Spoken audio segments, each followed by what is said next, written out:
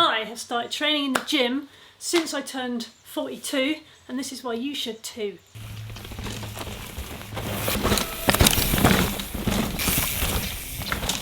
So why should you be training? Well, as you probably know, once we start to get into early 40s, we start to lose muscle mass, strength and all those sorts of things, which is going to have a direct impact on how we ride on our bikes.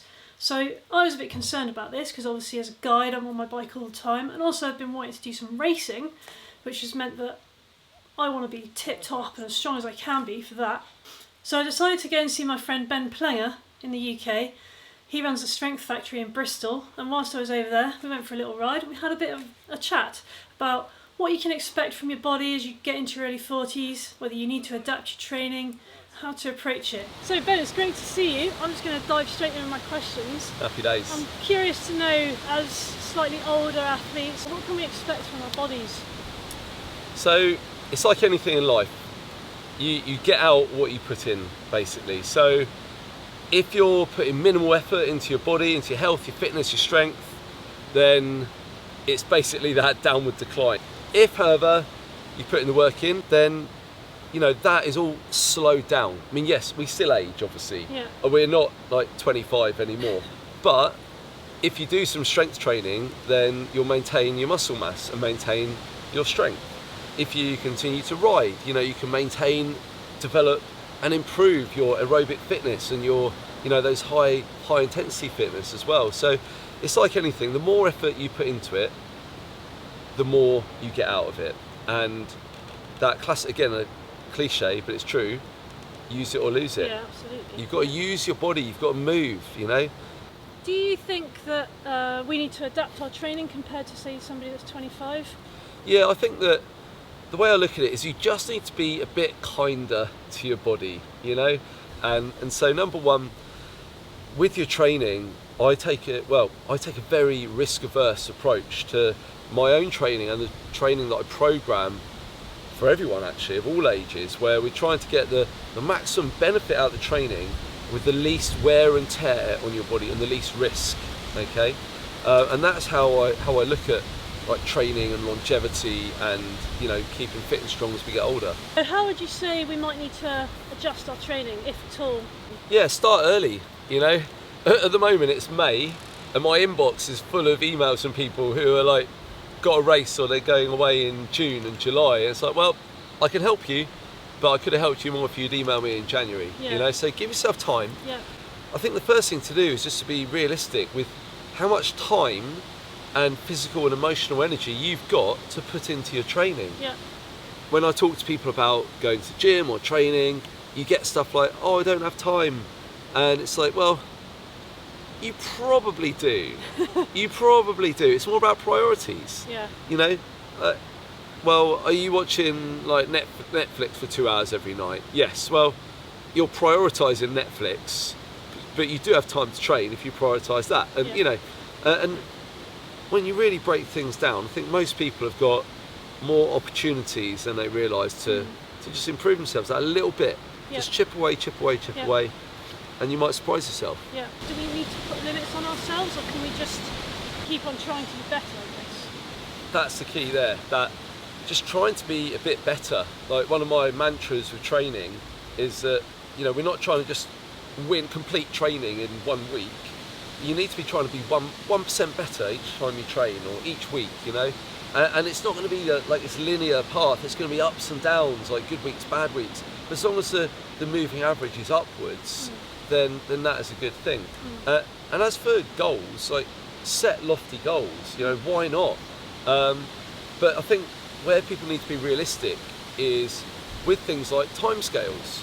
You know, if it took you 5 years to get a bit overweight and unfit and to lose a lot of muscle, then why do you think you can reverse that in 6 weeks? Yes. You know? So yeah, set yourself that goal, but I'm all about a long-term outlook. Do you think there are any exercises or movements that are especially important to be doing as a slightly older athlete? Like stuff like maybe mobility stuff that starts to more obviously deteriorate as we grow older? Definitely. So 2 parts to that. Number one is, rather than saying specific exercise, but more of an approach, is that, as you know from my program, we do loads of single leg and sort of single arm work and things like that. And that's a really great way to get strong without having to have such a heavy load, like a heavy squat on your back or a heavy deadlift.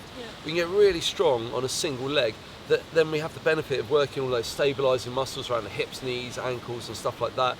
And same with the upper body as well. We can press on a single arm, shoulder has to work really hard. And so we can get a lot of bang for your buck from the training by taking like a single arm, single leg kind of approach. And then that also means you need less kit and you can do a lot with body weight as well, which is really effective.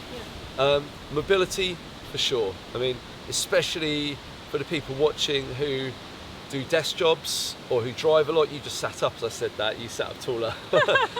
For the people who do those jobs, we just need to do some exercise to open people up, you know, because as much as we love our hobby of bikes, what do bikes do? They can kind of, they can hunch you over as well. So if you then go from your desk and then you get in your van or car to drive to the trails and you get on your bike, everything's rounded. So a real thing that I try and emphasise is really opening people up, you know, so opening up the chest, shoulders, upper back mobility is particularly important for our age group.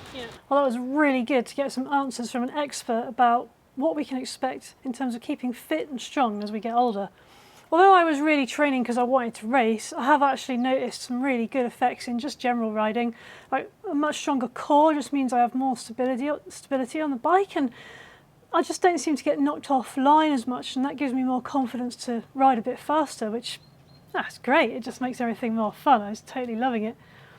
Plus as well, I've had a couple of near misses where I've just been thrown right forward over the handlebars, and because I've been doing all these push-ups, just been able to push back up and save the day. So yeah, it's been well worth it from that point of view too, just keeping myself safe on the bike.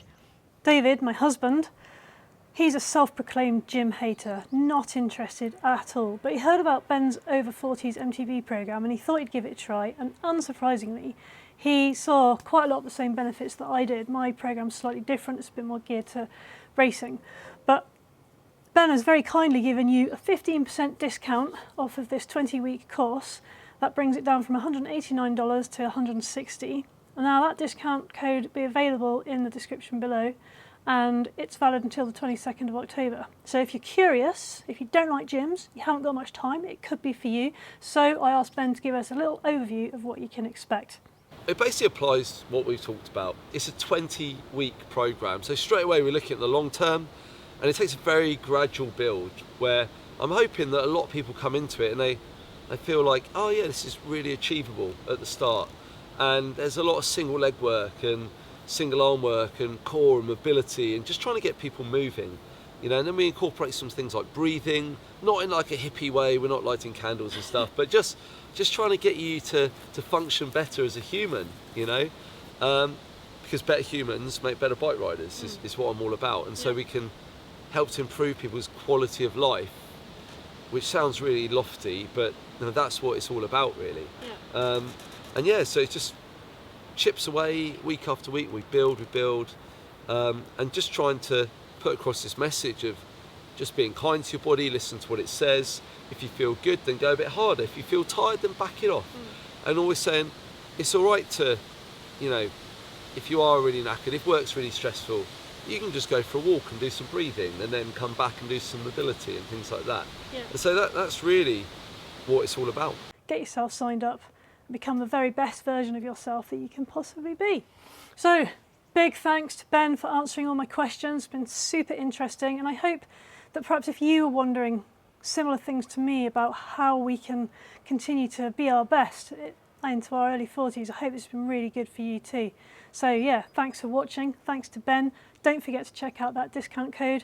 It's all in the description below, plus a link to Ben's YouTube channel. Super interesting stuff on there too.